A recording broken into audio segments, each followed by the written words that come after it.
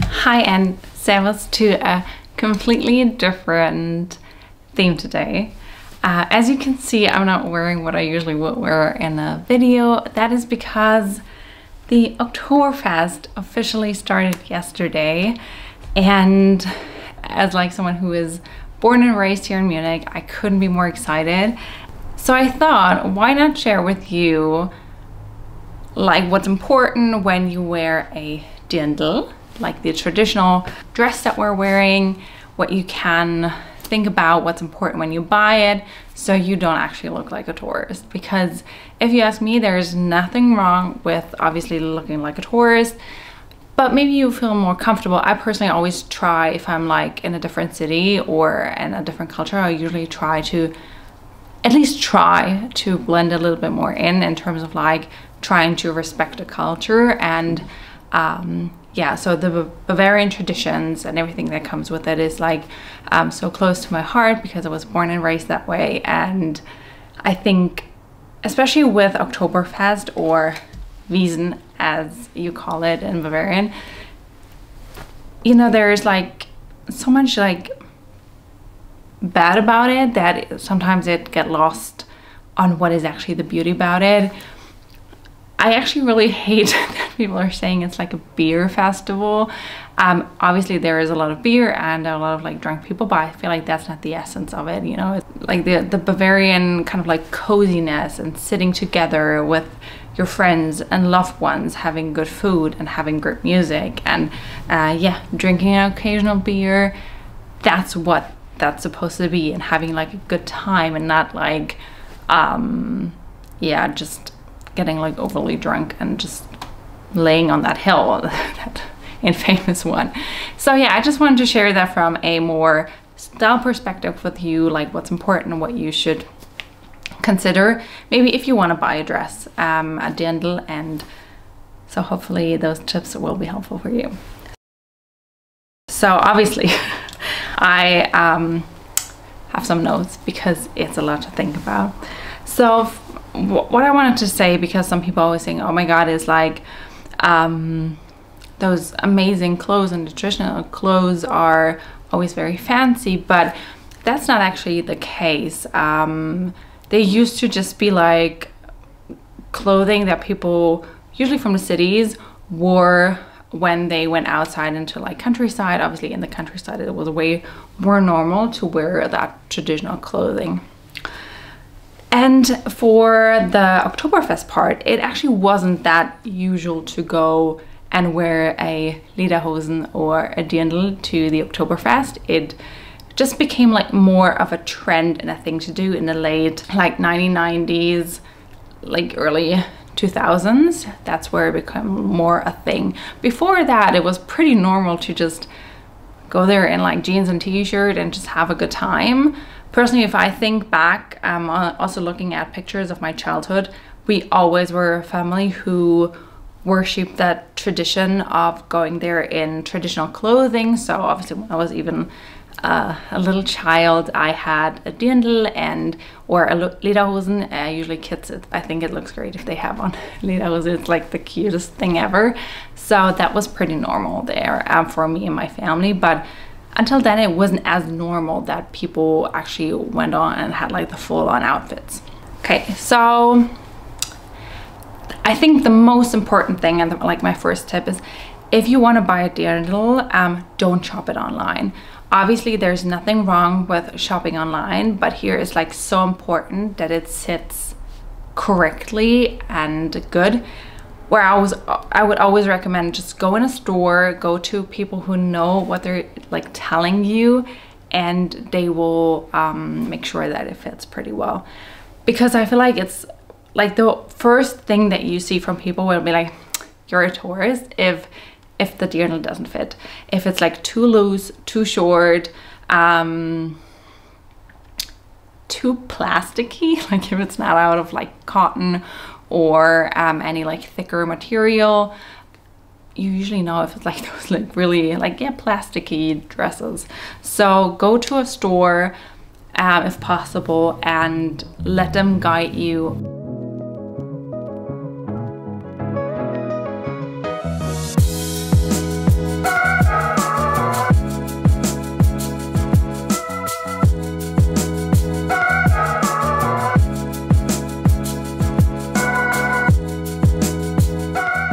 And if you want to keep it like more traditional, because I feel like if you're not from Munich and you maybe want to have a dress that you can like wear for years and years, I would always recommend going for like more the traditional colors. They're usually blue, green, and red.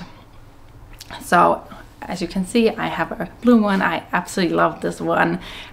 It's one of my favorites, and that is like from the color very traditional, and you can always wear that probably even like in 10 years. All right, so the next thing is the mida, that is like the upper part of it. And that one, that's why I'm always a little bit out of breath, because I just put it on and it takes a couple of minutes to adjust. And that should be really tight. Obviously you should be able to breathe and it should be able to close, but you should feel like it's really tight on here, and it's like very like bodycon-ish on that area. And same for like here, it should be tight and shouldn't like stand up like that. So that's like, I think probably one of the most important things, that is really tight.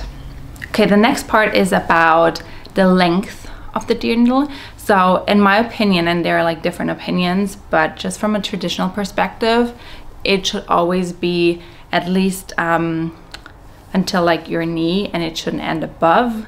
But traditionally it's like the knee, a little bit like over the knee. So, you know, when I sit, I don't know if you can see it, it still covers my knee. So here is my knee and it still covers it. When you're standing, it should also cover your knees, and there are also like longer ones. So you can always like wear a dress that's longer. I have another one that is like super long until like the floor, and I love that as well. The next thing is the apron, the chooose, and what's like really important with that one is that it like the end of it, it shouldn't be longer than a dress. So usually it ends around like 3 to 5 centimeters depending on like the style of the dress. So like this before the dress, so you can actually see the dress peeking out underneath the apron. Oh yeah. I'm just laughing because that is also like a tricky one. Personally, just because out of tradition, I always love to wear a blouse. I think that's how it should be. That's the tradition, but I know there are dresses that you can wear without a blouse.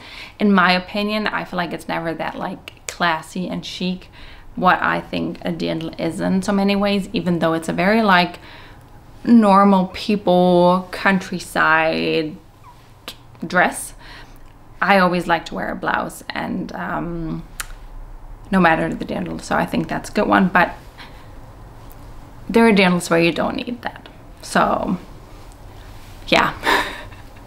But if you don't want to be exposed as a tourist, I would always recommend going with a blouse.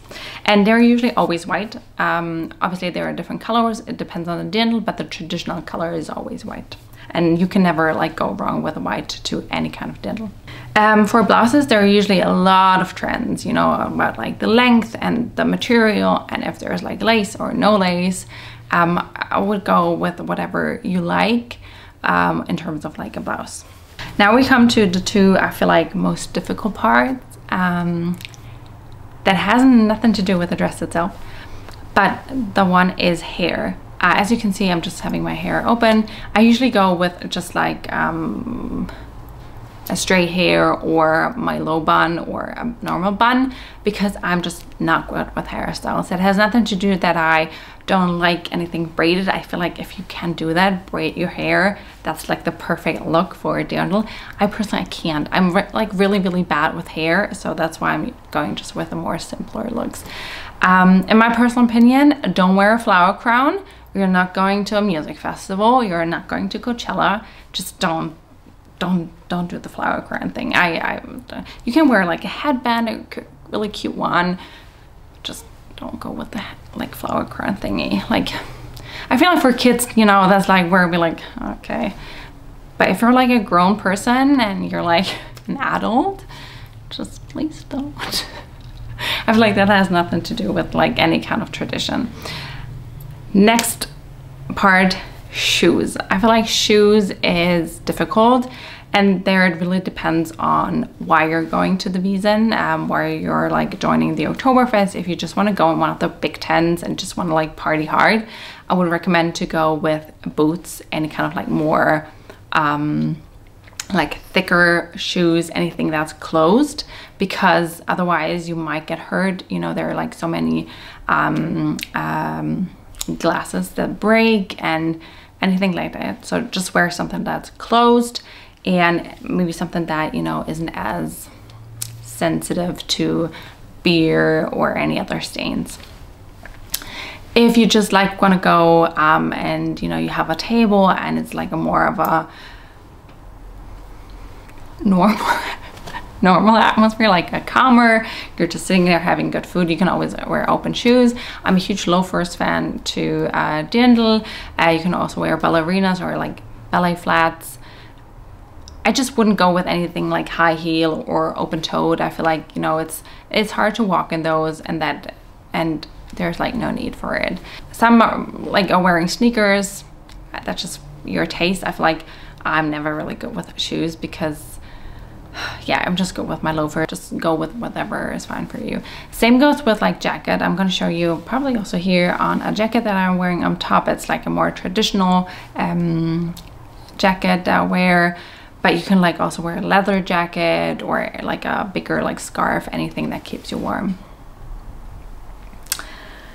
All right, so one thing that, you know, I want to say is that you should, in my opinion, buy Dirndl that is a little bit more something that you can like wear in 10 years, or even like give them to your daughter or good friends. Like I have a Dirndl from my mom that I really love, and I feel like that's where that like sustainable like thought comes in, because, you know, a lot of Dirndls, they were like actually given over like generations to the next one, and I feel like that's a beautiful thing about the Bavarian tradition that we have.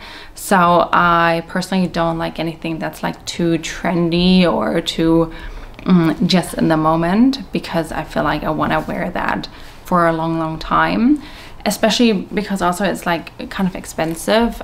You can always go a little bit cheaper, and I don't think that you should spend like hundreds or even thousands of euros for a Dirndl. I feel like that's way out of range, but I know that there are designer Dirndls that, you know, are definitely worth the price, because, you know, they're like have special materials, and that's like usually handmade. So nothing against that. I feel like they're great craftsmanship that goes into that. Dirndl itself is just really hard to make, so usually they're not as cheap, but you can go and get like a good one between let's say 150 and 250 euros, sometimes even with a blouse.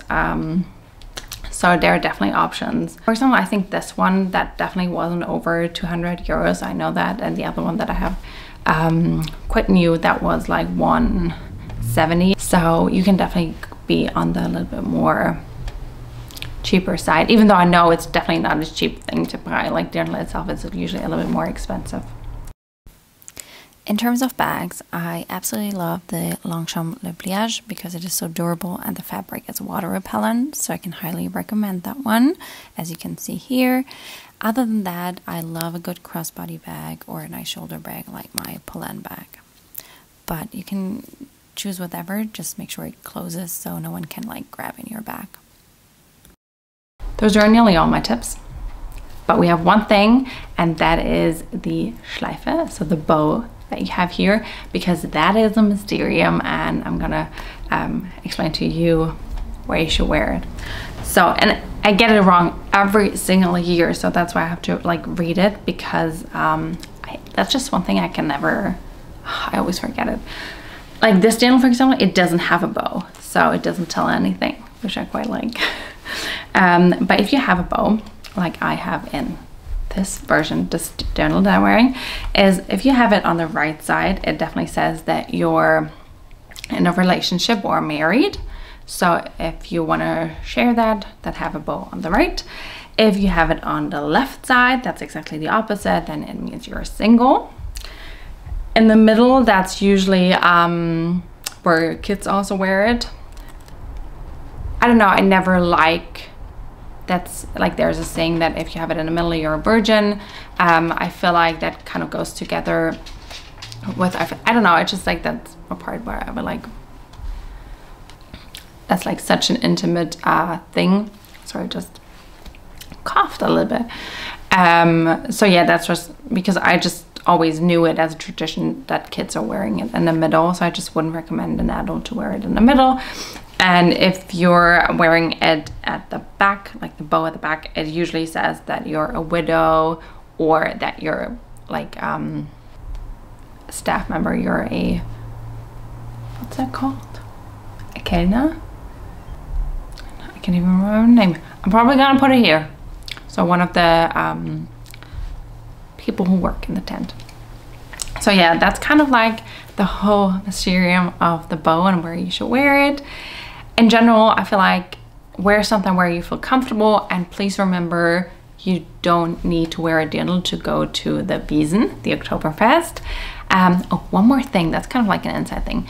For everyone who understands German, Wiesn, that's like a single Wiesn, it's a Wiesn, and not like plural Wiesn.